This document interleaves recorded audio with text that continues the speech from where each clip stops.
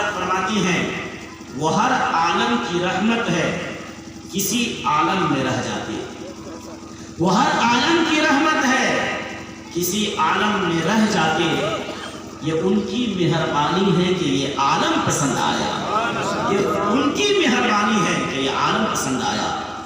حضرات محترم، آج میں اپنی تقریر سے پیغام دینا چاہوں گا کہ لڑکی کیا چیز ہے اور لڑکی کے تعلق سے ہمیں کیسا ذہن رکھنی چاہیے، اور لڑکا اگر ہے تو اسے ہمیں کیسی نعمت سمجھ کر ہمیں اس کا استعمال کرنا چاہیے۔ اگر اللہ نے اچھی نعمت عطا فرمایا ہے تو اس نعمت کا بھی ہمیں شکریہ کچھ اچھے ہی طریقے سے کرنی چاہیے۔ حضرات محترم، جس آیت کریمہ کی میں نے تلاوت کرنے کا شرف حاصل کیا، اللہ تبارک و تعالیٰ قرآن مقدس میں ارشاد فرماتا ہے وَمَا أَرْسَلْنَاكَ إِلَّا رَحْمَةً لِلْعَالَمِينَ، کہ اے لوگوں، ہم نے تمہارے درمیان ایک ایسے رسول کو جو بھیجا جو تمام جہان کا، تمام عالمین کا رحمت ہے۔ حضرات محترم، آپ سمجھنا چاہیں گے کہ تمام جہان کا، تمام عالمین میں سب سے بہتر رحمت میرے نبی کیسے ہیں؟ سمجھنا چاہیں گے نا کہ یعنی تمام عالم میں، پوری دنیا میں سب سے بہتر، سب سے بڑی رحمت میرے نبی ہیں، تو کیسے سب سے بڑی رحمت ہے؟ سننا چاہیں گے؟ کہیں میں چل کے سبحان اللہ۔ آئیے آپ کو میں چند مثالوں سے سمجھانے کی کوشش کروں کہ میرے نبی سب سے عظیم رحمت کیسے ہیں۔ آپ کو میں چند مثالوں سے سمجھاؤں اور ان نعمتوں کو میں گنواؤں کہ کن کن نعمتوں سے بھی میرے نبی سب سے بڑی نعمت اور سب سے بڑی رحمت ہے۔ حضرات محترم، یہ آسمان کا برستا ہوا پانی، یہ موجیں مارتا ہوا سمندر اور پہاڑوں اور کہساروں کا سینہ چاک کر کے روئے زمین پر آنے والے آبشار، یہ سب ہمارے لیے ایک عظیم نعمت و رحمت ہے، جس کے ذریعے سے انسان، حیوان، نباتات کو زندگی ملتی ہے۔ آپ بھی سمجھ سکتے ہیں اگر یہ پانی تھوڑی دیر کے لیے معدوم ہو جائے، تھوڑی دیر کے لیے اس پانی کو ختم کر دیا جائے تو کیا انسان بچ سکتا ہے؟ نہیں بچ سکتا۔ کیا حیوان بچ سکتا ہے؟ نہیں بچ سکتا۔ کیا نباتات کھلا سکتی ہے؟ کیا نباتات بچ سکتی ہے؟ نہیں بچ سکتے ہیں۔ معلوم یہ ہوا، پتہ یہ چلا کہ یہ پانی ہمارے لیے ایک عظیم نعمت و رحمت ہے۔ اسی طریقے سے یہ ہوائیں، یہ فضائیں، یہ باد بہاری ہمارے لیے ایک عظیم نعمت و رحمت ہے، جس کے ذریعے سے ہم سانس لیتے ہیں اور اپنی زندگی کو خوشگوار بناتے ہیں، ہے نا جی؟ جس کے ذریعے سے ہم سانس لیتے ہیں اور اپنی زندگی کو خوشگوار بناتے ہیں۔ اگر یہ ہوا بھی تھوڑی دیر کے لیے معدوم ہو جائے، ختم کر دیا جائے تو تمام انسان، حیوان، نباتات سب کے سب موت کی تاریک وادیوں میں غرق ہو سکتے ہیں، ڈوب سکتے ہیں۔ معلوم یہ ہوا یہ پانی بھی ہمارے لیے، یہ ہوا بھی ہمارے لیے ایک عظیم نعمت و رحمت ہے۔ اسی طریقے سے آگ بھی ہمارے لیے ایک عظیم نعمت و رحمت ہے۔ آپ کہیں گے جہانگیر القادری وہ کیسے؟ تو میں کہوں گا یہی آگ، یہ آگ، اس آگ سے ہم کھانا بھی تیار حاصل کرتے ہیں، اور ٹھنڈی کا اگر سب سے بہتر اگر کوئی کھانا ہے تو آگ پوری ہے، یعنی آگ کو کھانا ہے۔ اپنے سامنے میں کھانے پر لیجیے جو بہت ٹھنڈا کھانا ہو، مگر دوسری طرف آگ ہو تو آپ کہیں گے نہیں نہیں، ابھی ہم آگ کو ہی کھائیں گے، ابھی کھانا کو نہیں کھائیں گے، اس لیے کہ یہ میرے جسم کو سکون دے سکتا ہے، یہ آگ ہمارے جسم کو قرار دے سکتی ہے۔ معلوم یہ ہوا کہ یہ آگ بھی ہمارے لیے ایک عظیم نعمت و رحمت ہے، جس کے ذریعے سے ہم کھانا بھی تیار کرتے ہیں اور ٹھنڈی کے موسم میں حرارت بھی حاصل کرتے ہیں۔ معلوم ہوا یہ آگ بھی ہمارے لیے ایک عظیم نعمت و رحمت ہے۔ اسی طریقے سے آفتاب بھی ہمارے لیے ایک عظیم نعمت و رحمت ہے۔ آپ کہیں گے جہانگیر القادری وہ کیسے؟ تو میں کہوں گا اسی آفتاب کی روشنی میں ہم اپنے کام کو انجام دیتے ہیں۔ اسی آفتاب کی روشنی، صبح روشنی، ہم ٹھنڈی کے موسم میں اسے تلاش کرتے ہیں کہ دھوپ نکل جائے تاکہ میرے جسم جو بالکل ٹھنڈ پڑ گئے ہیں اس میں تازگی آ جائے، اس میں چاشنی آ جائے، ہم اپنے کام کو بھی انجام دیتے ہیں۔ حد تو یہ ہے صبح کو جو پھولوں کو زندگی ملتی ہے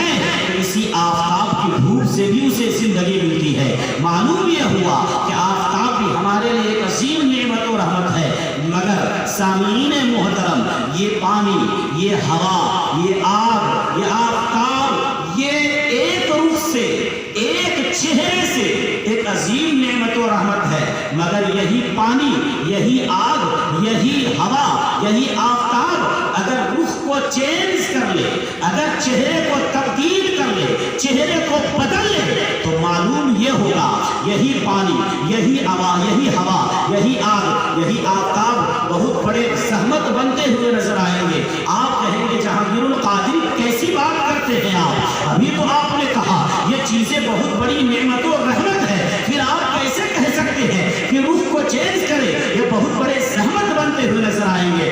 آئیے میں آپ کو بتاتا چلوں، یہی پانی آسمان سے برس کر، تالابوں سے ہو کر، آبی شاروں سے گر کر ہماری کھیت میں آ جائے تو ہماری کھیت لہلہا اٹھے، دشت و جبل رش کے چمن بن جائے، ہماری کھیت تباہ ہونے کے بجائے آباد ہو جائے، پھر آبادیاں بھی آباد ہو جائے۔ مگر یہی پانی اگر سیلاب بن کر ہماری آبادیاں میں آ جائے، اگر یہی پانی اگر سیلاب بن کر ہماری کھیت میں آ جائے تو ہماری کھیت پھر آباد ہونے کے بجائے تباہ و برباد ہو جاتی ہے۔ یہی آبادیاں میں اگر رخ کو چینج کر لے، سیلاب بن کر اگر ہماری آبادیاں میں آ جائے، تاریخ گواہ ہے۔ 2017 کو دیکھیے، 2018 کو دیکھیے، 2019 کو دیکھیے، یہی سیلاب نہ جانے کن کن چیزوں کو تباہ و برباد کر دیا ہے۔ بڑی بڑی بلڈنگیں، بڑی بڑی پائیدار عمارتیں خس و خاشاک کی طرح پانی میں بہہ گئے ہیں، بڑی بڑی پیڑیں، بڑے بڑے پیڑ بھی پانی میں بہہ گئے ہیں۔ معلوم یہ ہوا یہ پانی اگر ہمارے لیے رحمت ہے، مگر رخ کو چینج کرے تو ایک بہت بڑے زحمت بھی بنتے ہوئے نظر آئیں گے۔ اسی طریقے سے یہ ہوائیں، یہ فضائیں، یہ باتیں، پہاڑیاں اگر ہمارے لیے ایک عظیم نعمت و رحمت ہے، مگر یہی ہوائیں اگر رخ کو چینج کر لے، یہی ہوائیں اگر تبدیل ہو جائے، یہی ہوائیں 300-400 کلومیٹر کی رفتار سے آندھی اور طوفان بن کر چلنے لگے تو پھر بڑی بڑی پائیدار عمارتیں پتوں کی طرح ہوا میں اڑتے ہوئے نظر آتے ہیں، بڑی بڑی پائیدار عمارتیں، درخت کا زمین سے وجود ختم ہو جاتا ہے، یہ زمین سے یہ پیڑ، یہ پودے الٹ کر پلٹ جاتے ہیں، اس کی جڑیں اکھڑ جاتی ہے۔ معلوم یہ ہوا اگر یہ ہوا ہمارے لیے عظیم نعمت و رحمت ہے تو اگر روح کو چینج کرے تو بہت بڑے زحمت بھی بنتے ہوئے نظر آتے ہیں۔ اسی طریقے سے یہ آگ ہمارے لیے رحمت ہے، مگر روح کو چینج کرے، اگر چہرہ کو تبدیل کر لے، یہی آگ اگر بھڑک اٹھے تو کھیت اور کھلیان کو جلا کر راکھ کر دے، کرو دیوار کو کوئلے کی ڈھیر میں تبدیل کر دے۔ معلوم یہ ہوا اگر آگ ہمارے لیے رحمت ہے، اگر روح کو چینج کرے تو بہت بڑے زحمت بھی بنتے ہوئے نظر آئیں گے۔ اسی طریقے سے آفتاب اگر ہمارے لیے رحمت ہے، روح کو چینج کرے، بہت بڑے زحمت بھی بنتے ہوئے نظر آئیں گے۔ آپ کہیں گے جہانگیر القادری ہوا کیسے؟ تو میں کہوں گا یہی آفتاب کی دھوپ ہے، مئی اور جون کی چلچلاتی دھوپ میں آپ کو کہا جائے کہ یہاں سے آپ کا سفر سیوان کا ہو جائے، آپ کے سروں پہ کوئی دوپٹہ بھی نہ ہو، آپ کے سروں پہ کوئی کپڑے بھی نہ ہو، آپ کے سروں پہ کوئی چھتری بھی نہ ہو، یہ دھوپ کے تھپیڑے آپ کو زمین کے بل لٹا دیں گے، یہ لو کے تھپیڑے آپ کو زمین کے بل لٹا دیں گے۔ ندی نالے خشک ہو کر خشک سالی کا منظر پیش کرتے ہیں۔ معلوم یہ ہوا اگر یہ آفتاب اگر رحمت ہے تو روح کو چینج کرے تو بہت بڑے زحمت بھی بنتے ہوئے نظر آئیں گے۔ حضرات محترم، ہم نے پانی کو دیکھا، ہم نے ہوا کو دیکھا، ہم نے آگ کو دیکھا، ہم نے آفتاب کو دیکھا، زمین کے ذرات سے لے کر آسمان کے فلک تک جن چیزوں کو میں نے دیکھا ہے، اگر ایک روح سے اگر رحمت ہے تو روح کو چینج کرے تو ایک بہت بڑے زحمت بھی بنتے ہوئے نظر آتے ہیں۔ میں نے قرآن سے پوچھا، اے قرآن تو ہی بتا، وہ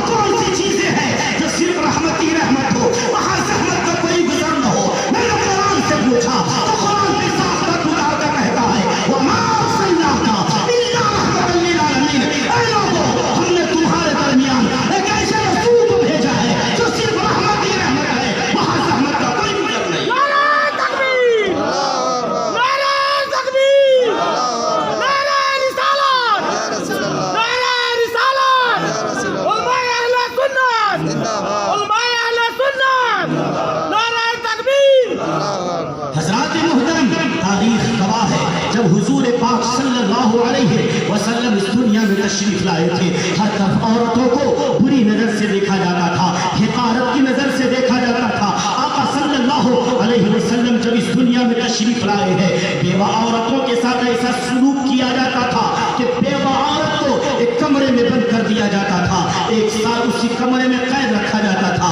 جب اس کمرے سے اگر بچ جاتی تھی، اسی کمرے میں اس کا لیٹرن کرنا ہوتا تھا، اسی میں پیشاب کرنا ہوتا تھا، اسے بڑی حقارت کی نظر سے دیکھی جاتی تھی۔ جب 1 سال جب مکمل ہو جاتا تھا، پھر اسے اونٹنیوں پر سوار کیا جاتا تھا، اس پر اوجھڑیاں پھینکی جاتی تھی، اس پر میدنیاں پھینکی جاتی تھی، اسے حقارت کی نظر سے دیکھا جاتا تھا۔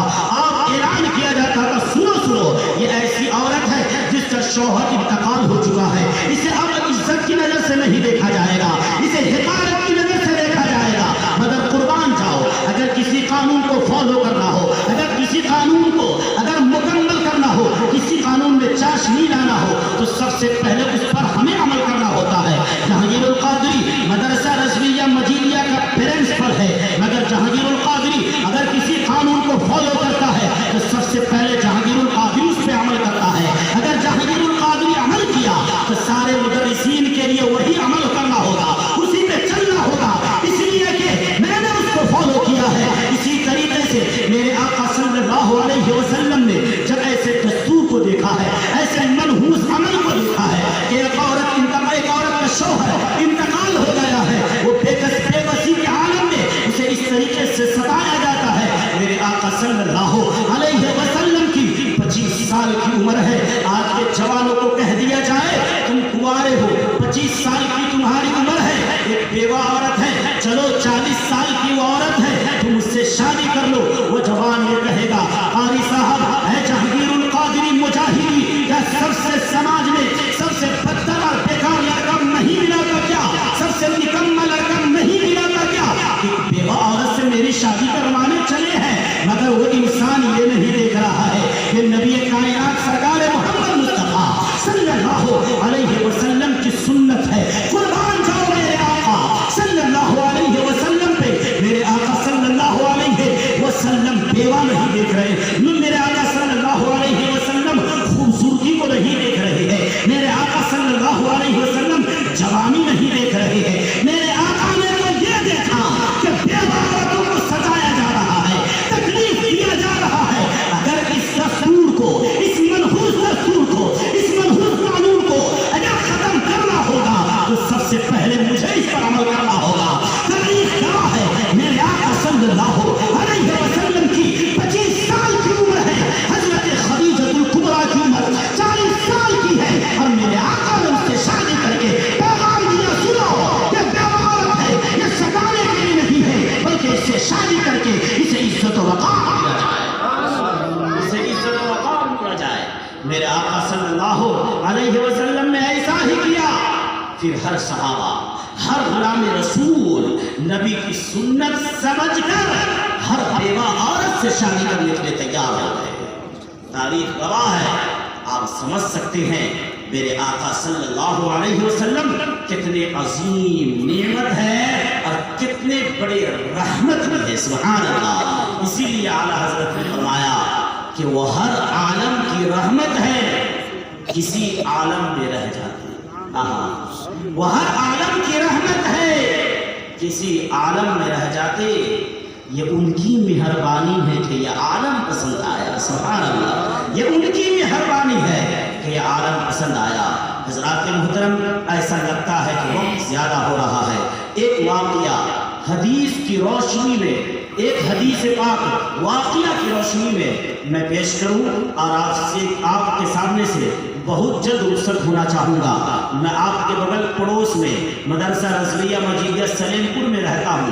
آپ نے پھر کبھی خدمت کا موقع دیا، جہانگیر القادری آپ کی خدمت کرنے کے لیے حاضر رہے گا، کئی بچوں کے سبحان اللہ۔ ہم تو صرف انتظار میں ہیں کہ آپ ہمیں خدمت کرنے کا موقع دیں، ہم آپ کی بارگاہ میں حاضر ہوں۔ پیسہ کوئی بڑی چیز نہیں ہوتی ہے، اگر جہانگیر القادری صرف پیسہ دیکھے، نہ جانے کن کن چیزوں کیسے بھی کسی بھی طریقے سے بہت کما سکتا ہے، مگر جہانگیر القادری پیسہ نہیں دیکھتا، جہانگیر القادری یہ دیکھتا ہے کہ عزت کی نظر سے जहांगीर को एक बार देख लिया जाए तो इससे बड़ा और पैसा क्या हो सकता है। आदमी पैसे कमाता है इज्जत के लिए, मगर क्या इस मिंबर रसूल पे शाहरुख खान को क्या खड़ा किया जा सकता है? नहीं किया जा सकता। क्या अपने घरों की जीरत ऐश्वर्या या किसी भी हीरोइन को बनाना चाहेंगे? नहीं बना सकते हैं, क्योंकि वो बाजारी है, वो स्टेज पर नाचने वाली है। पैसे तो बहुत है मगर इज्जत हमारी नजर में नहीं है उसकी कोई, इसलिए कि पैसे बहुत बड़ी चीज नहीं होती है। हजरात मुहतरम, बस एक छोटा सा वाकया हदीस पाक वाकया की शक्ल में समाप्त करें और बहुत जल्द मैं आपसे रुखसत होना चाहूंगा। और खुदा के वास्ते अल्लाह ने आपको लड़का दिया है तो उसे नेमत समझे, उस लड़के को किसी लड़की पे जहमत ना बनाए। मेरी बात आप समझ गए होंगे, है ना? अगर रहमत है तो उसे जहमत किसी लड़की के लिए ना बनाए, उसे रहमत ही रखे। और बेटी तो इतनी बड़ी रहमत है कि मेरे आका ने फरमाया कि जुल्म के हाथ से बेटी को बचाने वाले बन के रहमत मेरे सरकार है आने वाले। बेटी रहमत है, इसे जिंदा दफन मत करना, मेरे आका हैं ये पैगाम सुनाने वाले। और आज की बेटियां कल माए बढ़ेंगी बेशक, होश में आ जरा बेटी को सताने वाले, होश में आ जरा बेटी को सताने वाले। हजरात मुहतरम, मैं ये चाहूँगा जो प्यारी हदीस में आपके सामने पेश करने जा रहा हूँ, मैं चाहूँगा कि आप एक बार नौशे बाबू के जिंदगी में 4 चांद लगाने के लिए नबी की बारगाह में हम दुरूद पाक पढ़े और नियत ये रखे कि इस दुरूद पाक की बरकत से इन दोनों ज़ौजैन में खूब मोहब्बत अल्लाह अता फरमाए। पढ़िए अल्लाहुम्मा सल्ली अला सय्यदिना शफीना मौलाना मुहम्मद मुबारक वसल्लम सलातुन व सलामुन अलैका या रसूल अल्लाह सल्लल्लाहु तआला अलैहि वसल्लम। हज़रात मुहतरम, जब नबी कायनात सरकार मुहम्मद मुस्तफ़ा सल्लल्लाहु अलैहि वसल्लम इस दुनिया में तशरीफ लाए तो हर तरफ तारीकियाँ ही तारीकियाँ नजर आती थी। मशरिक से लेकर मगरिब तक, शुमाल से लेकर जुनूब तक, जिधर नजर उठाया जाता था उधर अंधेरा ही अंधेरा नजर आता था। मगर हुजूर पाक सल्लल्लाहु अलैहि वसल्लम उस पुरफतन दौर में बड़े हिकमत अमली से तबलीग फरमाया। इसीलिए हम पे ज़रूरी वाजिब व फ़र्ज़ है कि हम मुसलमान हैं तो हमें भी चाहिए कि हम तबलीग करें। हमें भी चाहिए खुद भी रिश्वतखोरी से बचे, हराम खोरी से बचे और अपने भाई हलाल